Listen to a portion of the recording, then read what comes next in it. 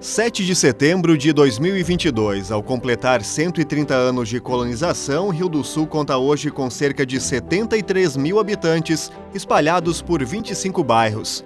A indústria, o comércio e o serviço são os principais setores que movimentam a economia da cidade, com destaque para os ramos alimentício, da metalurgia e o madeireiro, o que a torna referência no cenário catarinense. Conhecida como a capital do Alto Vale, é a cidade polo de uma região formada por outros 27 municípios que, juntos, reúnem uma população formada por mais de 300 mil pessoas. Mas, como toda história tem um início, fica a pergunta: como foi que tudo isso começou? A resposta está neste pequeno diário, um dos mais antigos e principais documentos que compõem o acervo do Museu Histórico da cidade. É o diário do alemão Franz Frankenberger, conhecido no Brasil como Francisco Frankenberger, que aqui se instalou em 1892 e leva o título de primeiro colonizador de Rio do Sul. O Diário de Francisco Frankenberger, ele é datado de 1891 a 1900 e justamente, então, em estudo com esse diário, que estava escrito em alemão gótico, hoje nós já temos, então, a tradução para o português, é que se chega a essa conclusão. E no dia 7 de setembro de 1892, Francisco Frankenberger, ele próprio, que escreveu o diário, ele faz a primeira roça. Ele chega já aqui na localidade anteriormente, no dia 2 de setembro, que ele se estabelece, mas então é no dia 7 que ele faz a primeira roça. Então é através desse documento, do Diário do Francisco, que é denominada a data da colonização, o dia 7 de setembro de 1892. O centenário diário, manuseado assim, com muito zelo, eterniza ricos detalhes dos primeiros dias, meses e anos da então colônia Braço do Sul, que em 1912 se tornou Distrito Bela Aliança e, mais tarde, município de Rio do Sul. O diário, ele fala do dia a dia dele na colônia. Então, fala sobre a educação, fala sobre as missas realizadas aqui na região, fala sobre a saúde, as enchentes, o clima, as enchentes que aconteciam periodicamente, nível do rio, fala da passagem de várias pessoas aqui por Rio do Sul, passagem dos indígenas também, e várias pessoas que hoje estão escritas aí nas pesquisas e nos livros da história de Rio do Sul.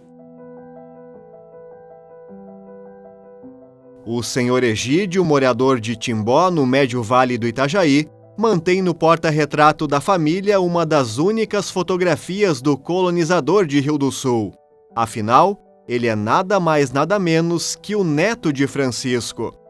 Na parede de casa está exposto também o quadro com o brasão da família Frankenberger, uma forma de valorizar a história do avô, fonte inspiradora de incansáveis estudos e pesquisas.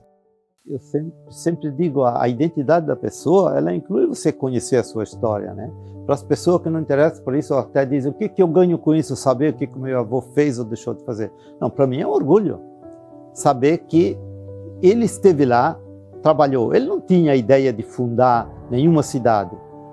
Porque se ele tivesse ideia de fundar alguma cidade, talvez ele tinha feito mais propaganda. Não, a ideia dele era o quê? Ter a sua terra, que na Alemanha ele não conseguiu, criar a sua família, E ter a sua vida independente. E foi isso que ele fez. Aí ele construiu uma casa provisória e iniciou o trabalho nessa colônia dele no dia 7 de setembro de 1892. No dia 26 de outubro, ele se mudou para morar nessa casinha, sozinho. É interessante que no dia 28 do dia depois já começou a preparar madeira para uma outra casa. Por quê? Talvez aquilo nem de casa podia ser chamado. Um rancho, um abrigo. E aí, essa nova casa ficou pronta em 31 de dezembro do mesmo ano, 1892. Francisco Frankenberger faleceu em Rio do Sul em fevereiro de 1931. Seu corpo está sepultado no bairro em que ele viveu por quase 40 anos, próximo do local onde ficava o lote 72, no cemitério da comunidade São Sebastião, ao lado da Igreja Católica do Bela Aliança, fundada no início do século XX, com importante colaboração dos irmãos Francisco e Pedro Frankenberger. Eu vi num livro sobre a comunidade católica do Sul, falando na missa, primeira missa no Sul, em 1994, ou depois.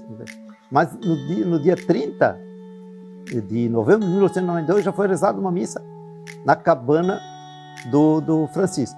E cada vez que o Frei subia para essa missa, ele vinha até a subida com a carroça para buscar o Frei.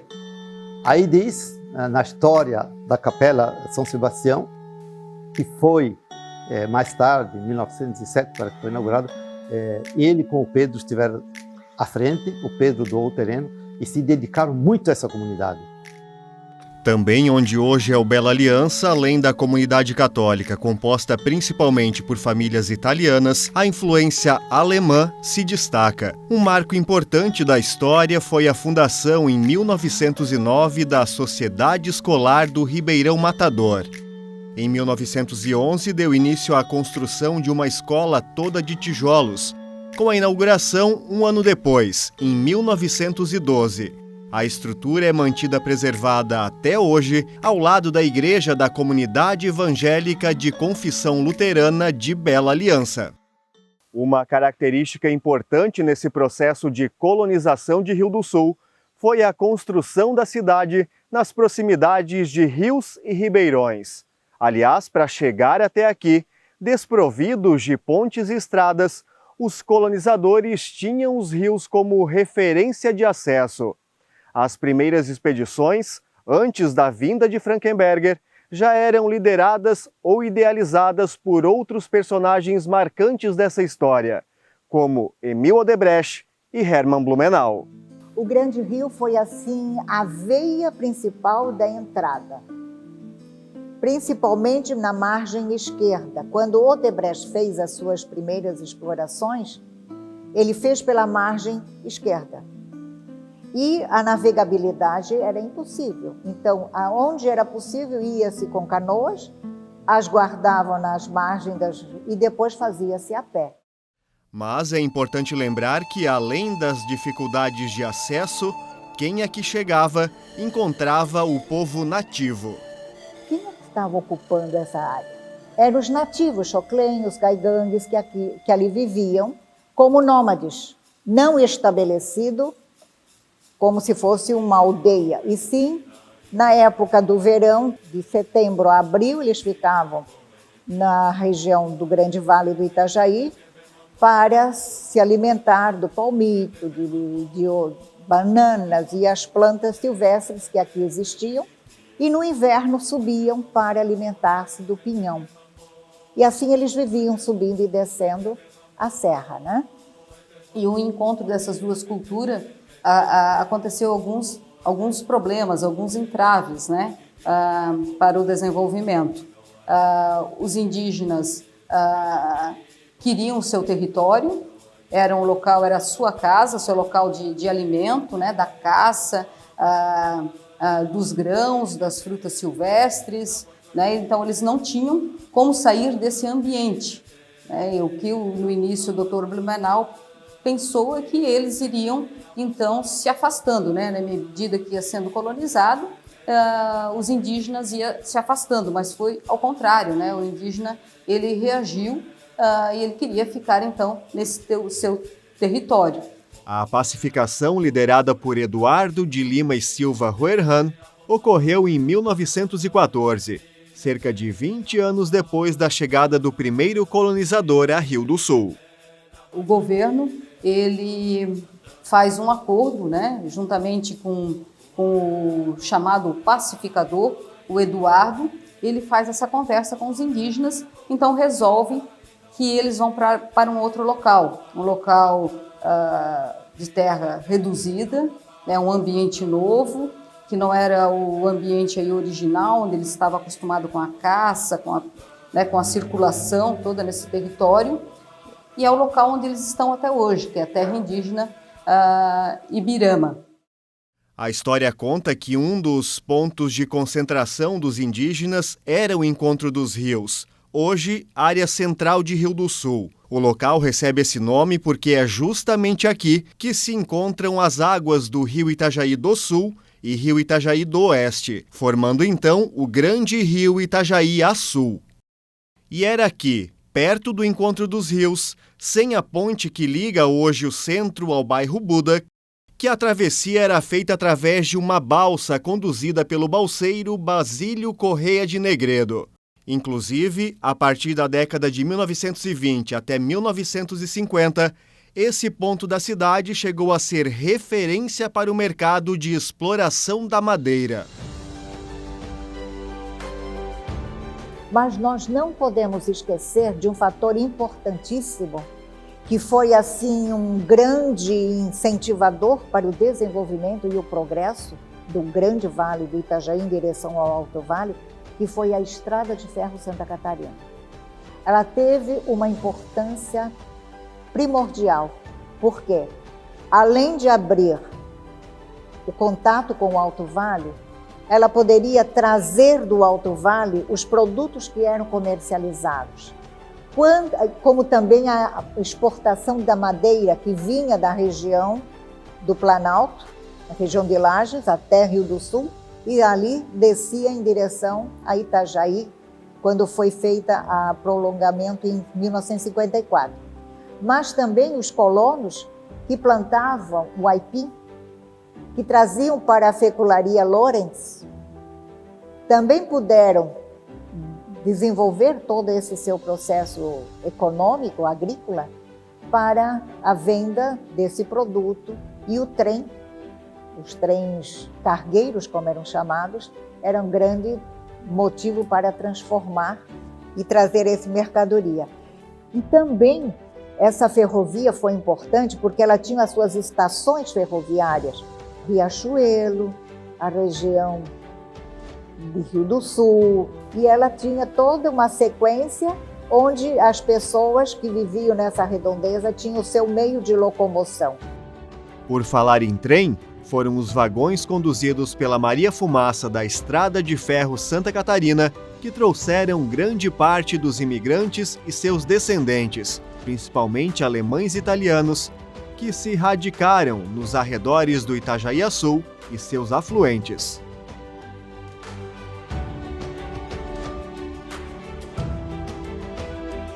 Ele trabalhou na lavoura até 1921, aí faleceu a Busta, né? Aí ela deixou 11 filhos. Foi morar na barragem. Lá tem onde hoje existe a rua Antônio Tomão. Trabalhava na roça com gado, com um pouco de arroz, um pouco de milho e outras coisas junto. Né? Eu sei que foi uma vida meio sofrida, que deu bastante enchente na barragem, era estrada baixa. Né?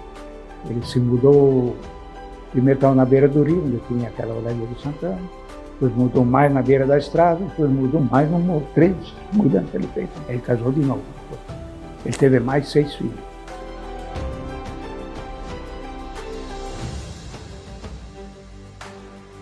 Meu tio, Carlos Marçal, ele havia se estabelecido em Rio do Sul em 1925 e mais ou menos por volta de 1930, meu avô fechou a selaria dele em Porto União e veio ajudar meu tio aqui, que também era celeiro, em sua selaria e comércio que ele havia estabelecido.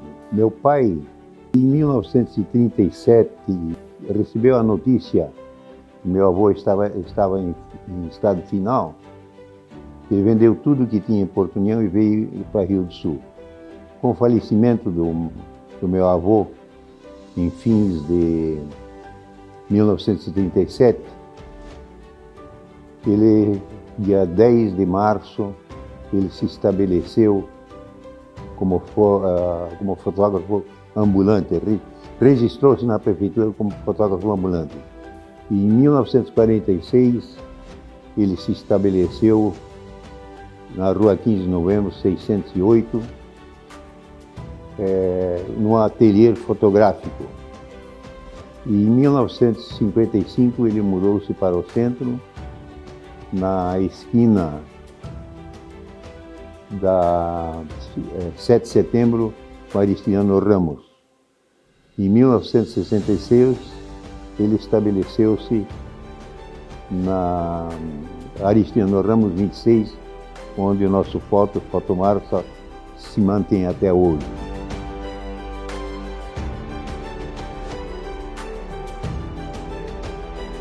Eles vieram somente com a roupa e a coragem.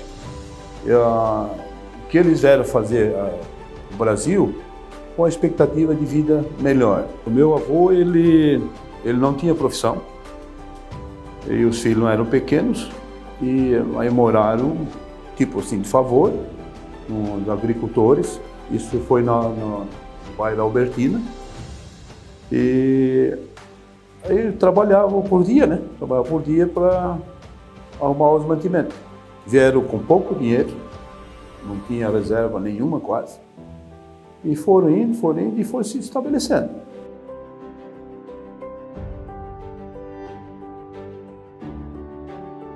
Ficou pouco tempo em Santos, um pouco tempo no Rio de Janeiro, depois veio para Curitiba, ficou um tempo em Curitiba e resolveu vir para Santa Catarina, onde ele comprou terras na Serra do Mirador, uma vasta extensão com o objetivo de colonizar, construiu uma casa lá, e lá ele morou muitos anos. Em 1935 foi para a Itália, a chamado certamente do governo italiano, para trabalhar como voluntário na tomada da Abissínia, que hoje é a Etiópia.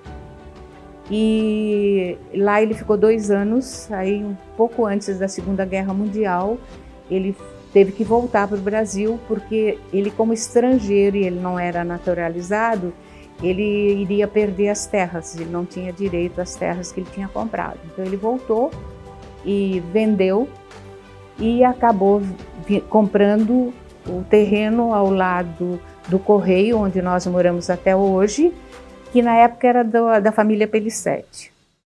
Inclusive, Rio do Sul conta com a Praça Gino Delotto, na ligação da Estrada Blumenau com a Avenida Oscar Barcelos e Alameda Aristiliano Ramos. Uma homenagem ao engenheiro italiano que foi responsável por importantes obras durante o processo de crescimento da cidade, incluindo a construção da Catedral São João Batista. Ele construiu os colégios, o Maria Auxiliadora, o Dom Bosco, que é essa beleza de construção. Até antigamente o Esporte Clube Concórdia era aqui na Aristiliano Ramos, foi ele também que fez a obra ali. E aí começou também o projeto da igreja, começou com o padre Maurílio Tomanic, que era o vigário da época, o padre Maurílio que fez o lançamento da pedra fundamental. A construção da catedral foi outra coisa que ele se dedicou assim de corpo e alma. Ele fez gratuitamente também o trabalho, e o projeto inicial não era exatamente esse, e foi feito o que era possível fazer com o dinheiro que tinha. E o dinheiro vinha de rifas, de festas da igreja e de colaboração de todos, e a igreja acabou, graças a Deus, saindo e muito bonita, mesmo com as diferenças do projeto inicial. Neste imponente casarão no centro de Rio do Sul, morava o deputado Ermimbergo Pellicetti. Basta entrar no prédio para encontrar fotografias, documentos e objetos que ajudam a contar outra parte importante da história da cidade. Foi nesta escrivaninha, por exemplo, que ocorreu a assinatura que oficializou a emancipação político-administrativa de Rio do Sul em abril de 1931. Diante disso, se pararmos para pensar, esse ato ocorreu 2 meses depois da morte de Francisco Frankenberger. Ou seja, 2 meses que separaram o primeiro colonizador de Rio do Sul da oportunidade de ter visto a sua pequena colônia ser transformada em município.